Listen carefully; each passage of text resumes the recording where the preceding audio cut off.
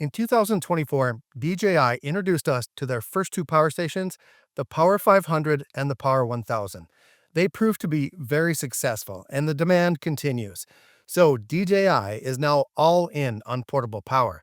So today I'm happy to show you the DJI Power 2000. Now, I didn't want this to be a typical power station review where I just rattle off a spec sheet. So what I decided to do was use the Power 2000 for an entire day. I tested it out in various ways to see what it could do. From making my morning coffee to having an outdoor movie night, the Power 2000 was my companion the entire time.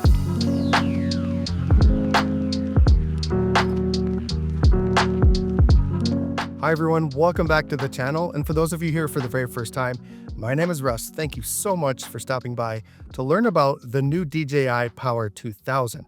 Now, as portable power stations transition from a device of convenience to something that every home needs, it can be kind of hard to determine what is best for you and your use case. There's so many choices out there. Now, the Power 2000, in my opinion, is really for people who want to have a solid home backup system, but also be able to take it different places when necessary.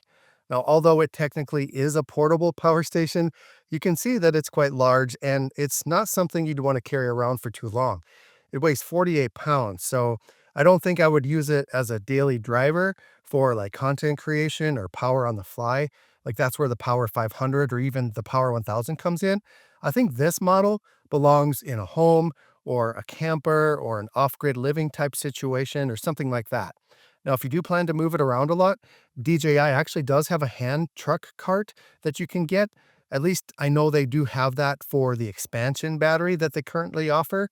I don't know if it works for the Power 2000, but I assume that it will. I guess we'll see once it's released. Now, real quick, let's do a little walk around of the unit. There are 3 AC ports for plugging in normal power cords. There's a dedicated 30 amp port, which I am incredibly excited about, as I can simply plug my RV directly into this thing. And I'm going to show you that here in just a few minutes. There are 4 USB Type-C ports. 2 of them are 140 watts for devices that can handle that, like a MacBook Pro or something. And then 2 of those USB-C ports are 65 watts. Then there are 4 24-watt USB Type-A ports, and they all share those 24 watts. So if you have multiple items plugged into those, the total output of each is going to decrease. So just keep that in mind. Now here is the plug-in port for charging, proprietary, of course, and then the fast charge switch. This right here, I have no idea what this is. I'm guessing it's for something that's going to be released at a later date, but once I find out, I will put it in the video description. Then you have 2 proprietary SDC ports for using solar charging or DC charging, or those can be used to charge your DJI drone batteries with some optional cables. Right up here is your power button on the upper right-hand side, and on the other side is the AC power button. So yeah, very straightforward design, and I absolutely love that everything is right on the front of the unit. So to begin my day in the life with the Power 2000, I wanted to make some coffee and then charge up a few things for some tasks that I had to do later in the day. Okay, to start off, like I said, we're gonna make some coffee here. I use a brewed coffee maker, you guys. I don't like plastic in my coffee, so I don't use Keurigs. But running my Ninja brewed coffee maker, I'm charging my RC Pro 2 because I'm gonna be using the DJI Mavic 4 Pro today, later for a real estate job. I'm also charging my Air 3S batteries. I'm not gonna be flying it today, but I'm charging them using the USB-C 140 watt port. There's actually 2 of the 140 watt USB-C ports. In the other one, I am charging, well, that's what I'm using for both of these. So the Air 3S power bank and then the RC Pro 2. So I got both of those running at 140 watts. And then over here, I have the SDC port. DJI has these proprietary SDC ports. There's 2 of them actually.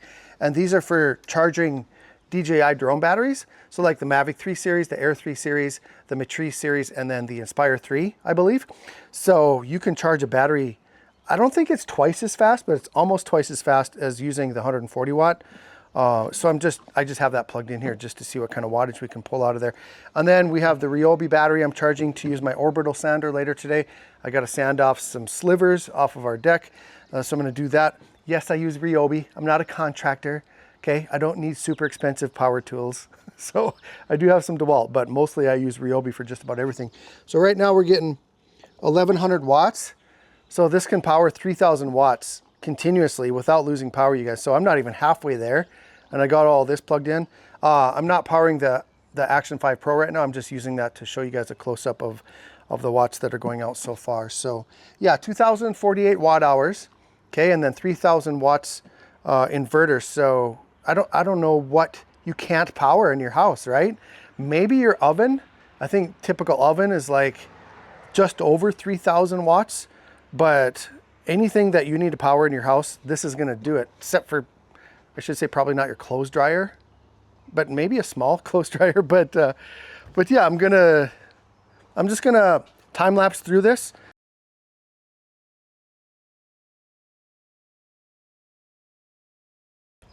Okay, that's obviously gonna take too long, but we can see that after making coffee and powering all of this for about 20 minutes, we're down to about 84%. So I was gonna let that run until everything was charged up, but after about 20 minutes, I decided that was enough because I had stuff to do, and I moved on to the next use case, power tools.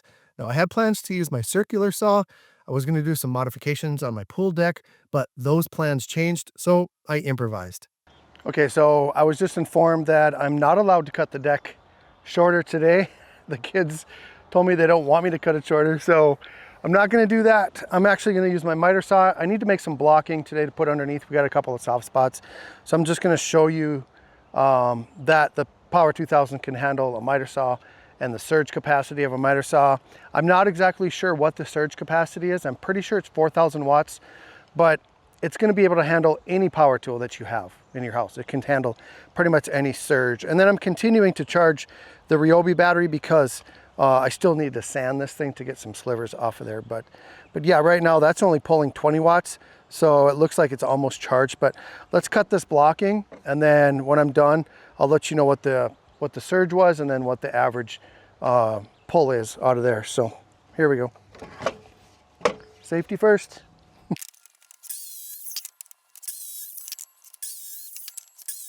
All right, so the surge was about 1750 watts, and then the average is about 1250 watts. This is a 12-inch miter saw. So definitely handled that, no problem. Lost a couple of percentage points on the wattage there, but yeah. So the next thing I wanna do right now is I'm gonna run my shop vac, and I'm gonna plug a few other things into it. And I need to vacuum my steps that going in from my garage to my house. So I'm just gonna use the shop vac to vacuum the steps, and yeah. See how that does. I think one major topic of discussion on the Power 2000 that deserves to get a lot of attention is the amount of safety features that this thing has. So before we get to this test using my shop vac, and then also I'm gonna plug in this, it's like a barn fan that I have because it's super hot and humid right now. It's that time of year. But I wanna talk about the safety features on the Power 2000 because it is, I don't think there's anything else like it right now on the market. So first of all, it is an LFP battery, lithium iron phosphate. So you got 10 years of use every single day. This thing will last for 10 years and still have 80% capacity. So that's good. That's kind of the standard right now. But the battery management system, okay, everything is nano coated. Everything is flame retardant. Every single thing on this device is flame retardant. And then it has 26 temperature sensors and then 21 fuses for anomalies. So that prevents from like overcharging, overcurrent, heat, like too much, temperature. Like there's so many backup systems. This is the safest, this might be a bold claim, but I believe it's the safest power station currently on the market because of all of the redundancies that it has. And then supposedly it can handle 1 ton of weight on top of it. I don't know if I really want to try that because I don't want to wreck it, but that's pretty impressive. The materials that they used and the technology that they put into the safety of this thing is pretty amazing. So, but yeah, let's do this little test. I got 1, 2, 3, 4, 5, 6, 7, 8 steps that I need to vacuum. And we're gonna run this fan at the same time and we'll see how it does.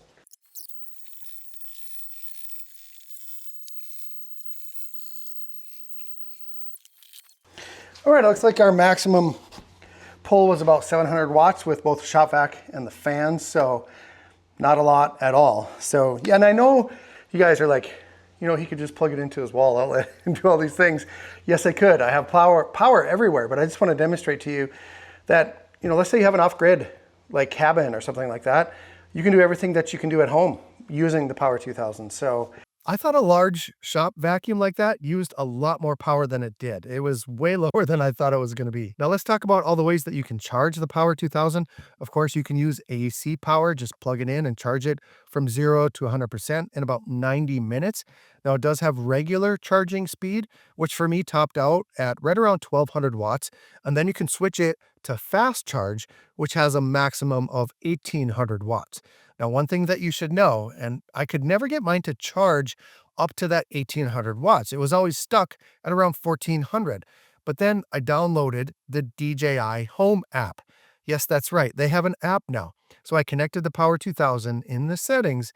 You have to toggle on that 1800 watt fast charge. After I did that, the input actually reached near 2000 sometimes. Now, the Power 2000 charges incredibly fast for a large unit, and if you have access to grid power, I would definitely use that for efficiency. But if you don't have grid power or you don't want to use it, you can charge the Power 2000 with DJI's 1 kilowatt super fast car charger. I know, they really thought about that name, right? So that takes a little over 2 hours. Now, I haven't seen this car charger yet. You can also charge the Power 2000 with up to 800 watts of solar. I did test out a bunch of different solar panels with the Power 2000, and they all worked just great, except for my largest one, which is a 400 watt panel. That's from a different company, a third party. I'm not sure why that one didn't work, but all of my other panels did. So I don't know what's going on there. But anyway, you can buy these Zigness panels from DJI. They actually have them on their store. They're so easy to use, but the one disadvantage of them is that they're only 100 watts each. So to get any kind of real solar charging, you're going to have to buy a bunch of them. Now, using solar is really nice because it's free energy. It's not the most efficient, but if you do have the time and no access to the grid, it's a good way to charge. Now, you can also combine solar with that super fast car charger for up to 1.8 kilowatts and charge it in about 75 minutes. Keep in mind, you're going to have perfect solar input of 800 watts. So not very likely, but it is capable of doing that. The Power 2000 is expandable, and I don't just mean expandable like 2 times, like to 4000 watts. You can actually connect enough add-on batteries to this, 10 of them, to get up to 22,528 watt hours. That is really, really impressive, actually. It would take up a lot of space, but it's nice to know that you can expand it when you need to. So the next thing that I wanted to test is how much I could stress out the Power 2000. So I hooked up 2 space heaters and then my shop vac, because you never know when you're gonna need to warm up real fast and get some vacuuming done. Okay, I really wanna see if I can max this thing out. So I have 2 space heaters here. They both run about 1300 watts on average, 12 to 1300 watts when they're on high. And then I got the shop vac here. So let's see if we can run all 3 of these. So there's heater number 1. We're just gonna kind of see where we are. It takes a while for it to get up there. Okay, we're looking at 1,000, right around 1,000, a little bit more, 1,100 watts, I suppose. And now we'll turn on heater number 2 on high. And we are sitting at 2,200, 23, 2,400. Still going up, 26. All right, about 2,600. Now let's turn on the shop vac. Nope, that was too much. Didn't even last for a second. Okay, let's turn these off. Okay. Let's turn the AC back on. So when it trips that breaker, it just turns off the AC power here, so you'll have to turn it back on.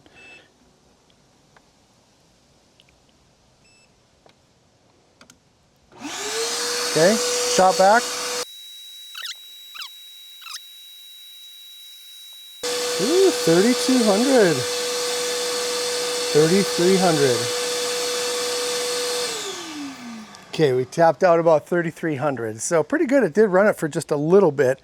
So just over 3,000, it'll handle it for a few seconds, but then it's going to shut down. So, but yeah, I just wanted to see if I can max it out because I don't have anything that runs over 3,000 watts. Next, I tested out the UPS of the Power 2000.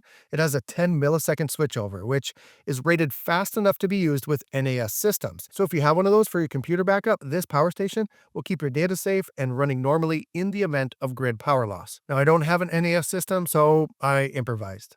Okay, I'm gonna use the Action 5 Pro for this one, but I have the Power 2000 plugged into the wall right there, and then I have my treadmill plugged into the Power 2000. Right now it's running at 8 miles an hour and it's pulling anywhere from 250 to 300 watts. So it's a pretty good pull, right?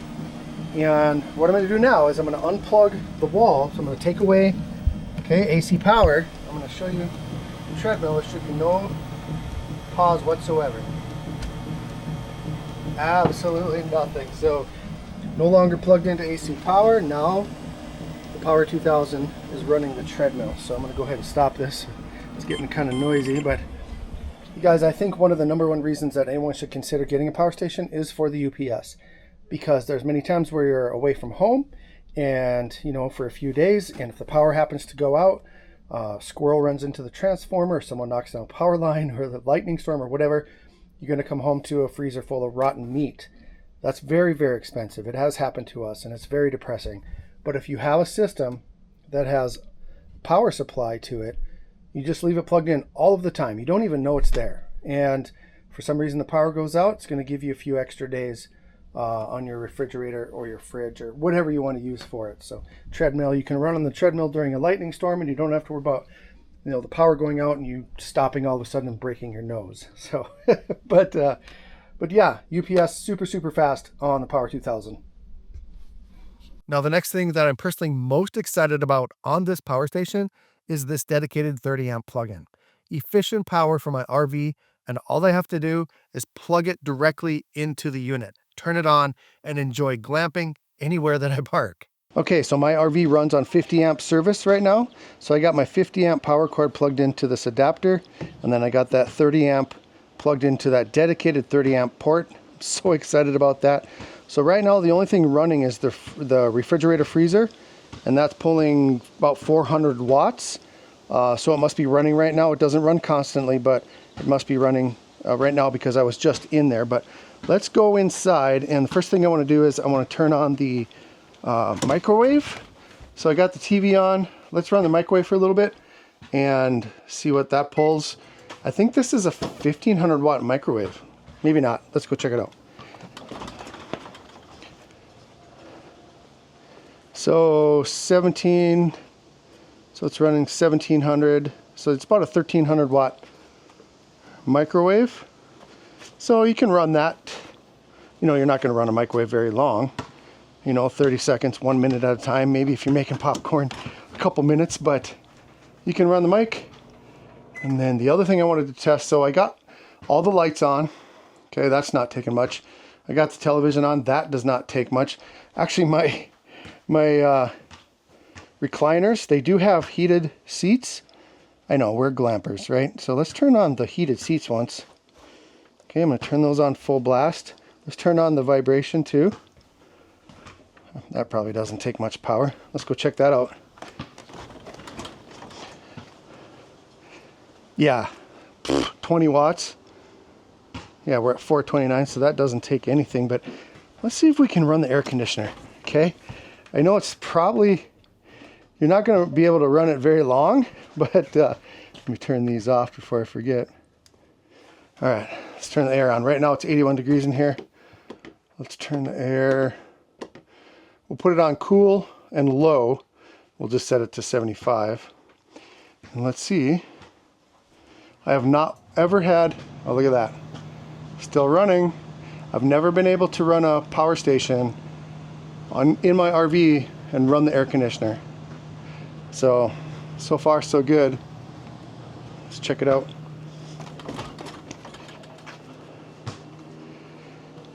So yeah, so that air conditioner pulls about 1200 watts. And then when that refrigerator finally gets up down to temp, it'll shut down. So that probably only uses about 150 watts. So, you know, this is, yeah, 1700. So at 100% charge, if the Power 2000 was at 100% fully charged, you're going to be able to run that air conditioner for about 45 minutes. Not very long, but it's enough to cool you off. Now, if you had this plugged into solar, like you could plug in 2 solar panels right here, up to 800 watts total, you know, that would make that exchange a lot better. And you could run this for about 2 hours if you're getting full 800 watts. Not very likely you're going to get full 800 watts, but you know, even if you got 1 panel on there and got 400 watts out of it, that's still better than nothing, right? So yeah, pretty cool. I can run my air conditioner with this thing. Yeah, so I could run the air, probably not the air and the microwave at the same time, but being able to run one or the other, that's pretty cool. So let's go ahead and turn this off. So yeah, very nice. I think this thing's gonna sit, the Power 2000, it's gonna sit in the garage of my camper permanently. That's where it's gonna stay. The last thing that we used the Power 2000 for that day was a movie night on our deck. I plugged in the projector and the Fire Stick, and we watched a 90-minute movie. At midnight, we still had 39% battery after using this all day. Overall, it was a great day. The Power 2000 impressed me with every way that I used it. Now, a couple of other things to mention. The decibel level on the Power 2000 is a maximum of 29 decibels. Even when it's charging at maximum rate, this power station is incredibly quiet.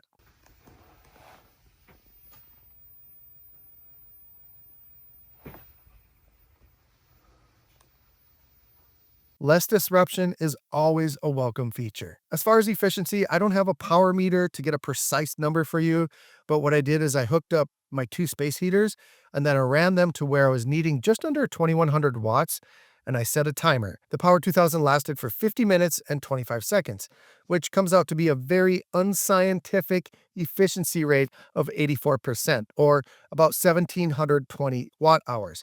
Now, I'm sure if you watch a few more videos today about the Power 2000, there will be a few guys out there that can give you a more accurate rate because they have those power meters and they can tell you the exact numbers. I usually look to Silver Symbol to find those numbers. He's very technical with his power station reviews, so I'll put a link for his channel in the video description. Now, what would I improve on the Power 2000 if I could?